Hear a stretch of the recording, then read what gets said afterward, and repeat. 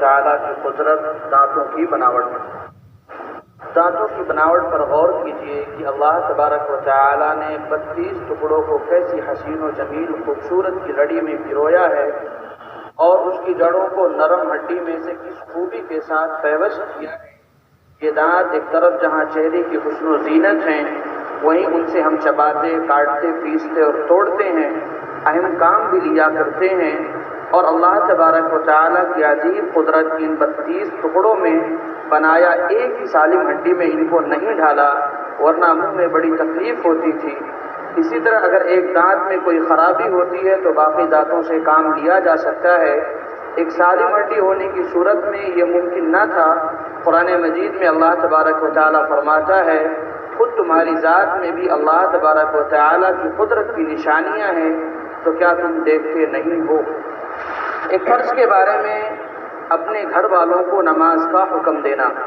قرآن مجید میں اللہ تبارک و تعالیٰ فرماتا ہے، آپ اپنے گھر والوں کو نماز کا حکم کرتے رہیے اور خود بھی نماز کے پابند رہیے۔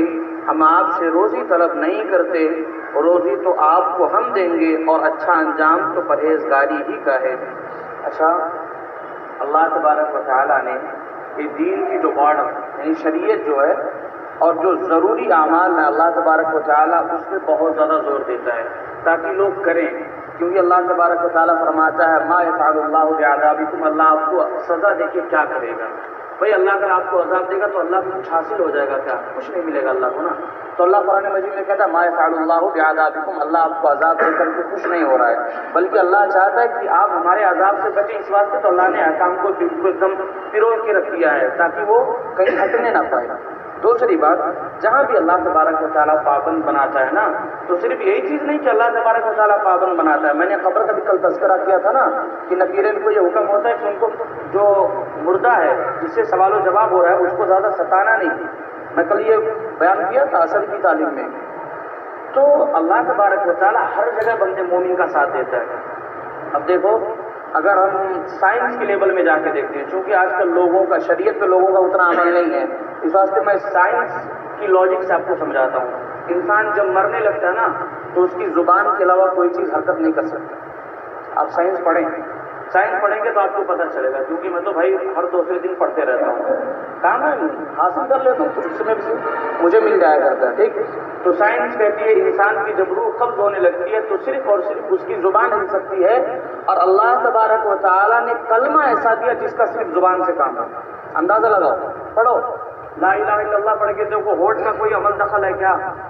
کسی ہاتھ پیر کا، کسی اور جسم کے کسی حصے کا عمل دخل ہے کیا؟ کسی کا عمل دخل نہیں، صرف اور صرف زبان کا عمل دخل ہے۔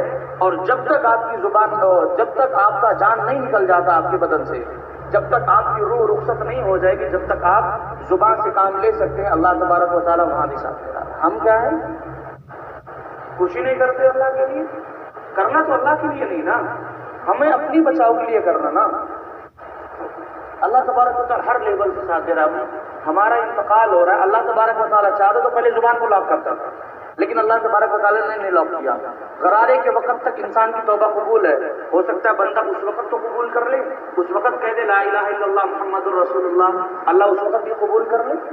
لیکن بندے ایسے نکلے کہ اللہ تبارک و تعالیٰ کی کئی ہوئی ہر باتوں کو ٹھکراتے چلے گئے، تو بتاؤ ہم پر عذابات نہیں آئیں گے تو اور کیا آئے گا؟ ہم پریشان نہیں ہوں گے تو اور کیا ہوگا؟ تو اعمال کو سدھاریں۔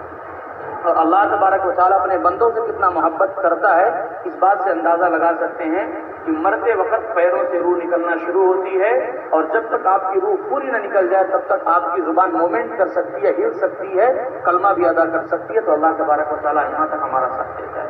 تو ہماری بھی ضرورت ہے ہم اللہ کا ساتھ دیں۔ ساتھ دینے سے مراد ہم اپنے اعمال کو سنواریں اور سدھاریں۔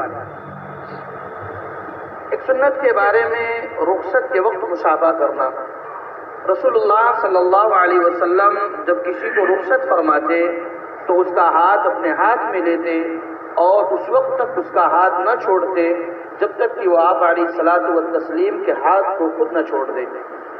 ایک اہم عمل کی فضیلت جنت کا مستحق ہے۔ رسول اللہ صلی اللہ علیہ وسلم نے فرمایا، جو آدمی اس حال میں مر جائے کہ وہ تکبر، خیانت اور قرض سے بری ہو تو وہ شخص جنت میں داخل ہوگا۔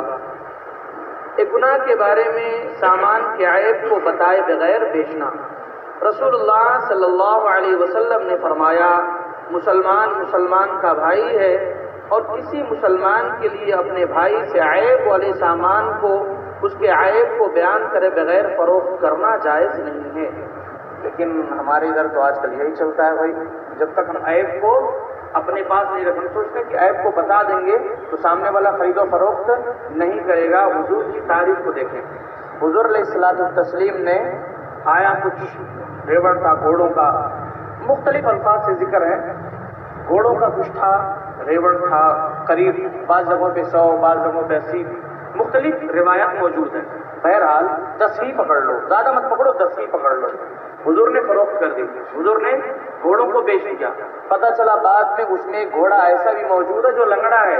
حضور علیہ الصلوۃ والتسلیم نے اس شخص کو ڈھونڈ کر کے بلایا اور اس شخص کو بلوانے کے بعد کہا کہ حضور نے رقم ادا کی کہ بھائی آپ کے گھوڑوں کے اندر جو ریوڑ ہے گھوڑوں کا، اس میں ایک گھوڑا ایسا بھی ہے جس کا پاؤں صحیح نہیں ہے، تو اس کا ریٹ کم کر دیا جائے، اس کا ریٹ کم کر دیا جائے، اور ریٹ میرے پاس موجود ہے، رقم میرے پاس موجود ہے، وہ واپس لے لیں۔ وہ بندہ اسلام قبول کر لیا فوری۔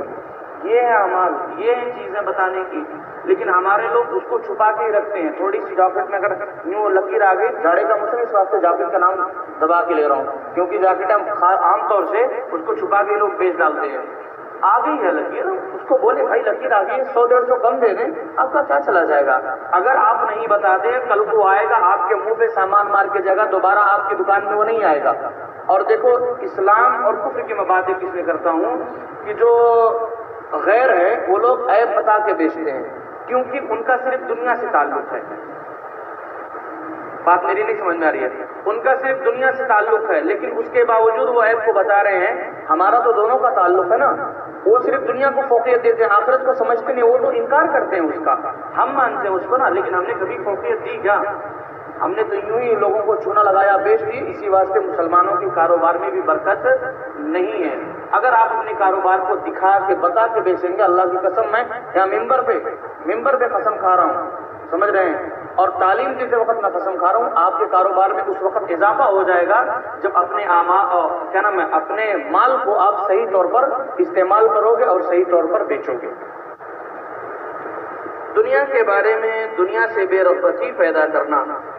رسول اللہ صلی اللہ علیہ وسلم نے فرمایا موت کا ذکر دنیا سے بے رغبت کرنے والا اور آخرت کی طلب کے لیے کافی ہو جاتا ہے۔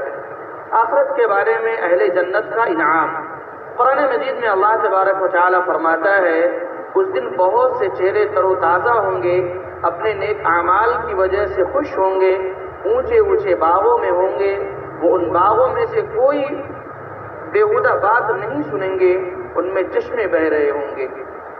طب نبوی سے علاج، تلبینے سے علاج۔ حضرت عائشہ صدیقہ رضی اللہ تعالی عنہ بیمار کے لیے تلبینہ تیار کرنے کا حکم دیتی تھی اور فرماتی تھی کہ میں نے رسول اللہ صلی اللہ علیہ وسلم کو فرماتے ہوئے سنا کہ تلبینہ بیمار کے دل کو سکون پہنچاتا ہے اور رنج و غم کو دور کرتا ہے۔ تلبینہ بہت وقت بتا چکا ہوں تلبینہ کس کو کہتے ہیں۔ جو کو کوٹا جاتا ہے، اس کو پیسان آٹا نہیں بنایا جاتا، اس کو کوٹا جاتا ہے۔ اس کی مثال یوں سمجھ لیں آپ کہ ایک جو میں کم سے کم 4 سے 5 6 ٹکڑے ہو جائیں، اس کے بعد اس کو دودھ میں پکایا جاتا ہے، مٹھاس کے لیے اس میں شہد ڈالی جاتی ہے، اسی کو کہتے ہیں تلبینہ، اسی کو کہتے ہیں تلبینہ۔ اور ایک دم بالکل یہ میوے وغیرہ ہوتے ہیں نا، مٹھائی بنتی ہیں، ربڑی وغیرہ، ایسے بالکل کھٹ ہو جانی چاہیے۔ ایسا اگر اس کو نکالیں تو ایسا ٹکڑے ٹکڑے ہو کر کے گرے۔ اس فوقیت میں جب یہ چیز آ جائے تو یہ بیمار کو کھلائیں گے، بہت سارے فوائد اس کے ہیں۔ بعض روایات میں اور بعض کتابوں میں ملتا، بیمار ہو یا اس کو کوئی تکلیف پہنچی ہوئی ہو، صدمے میں ہو، تو اس کو تلبینہ استعمال کرایا جائے، اللہ تبارک و تعالیٰ اس کے ذریعہ ضرور شفا فرمائے۔ اللہ تبارک و تعالیٰ ہم سب کو عمل کی توفیق عطا فرمائے۔ الحمد لله رب العالمين، اللهم صل على محمد النبي الأمي وعلى آله وسلم تسليما. ربنا ظلمنا أنفسنا وإن لم تغفر لنا وترحمنا لنكونن من الخاسرين.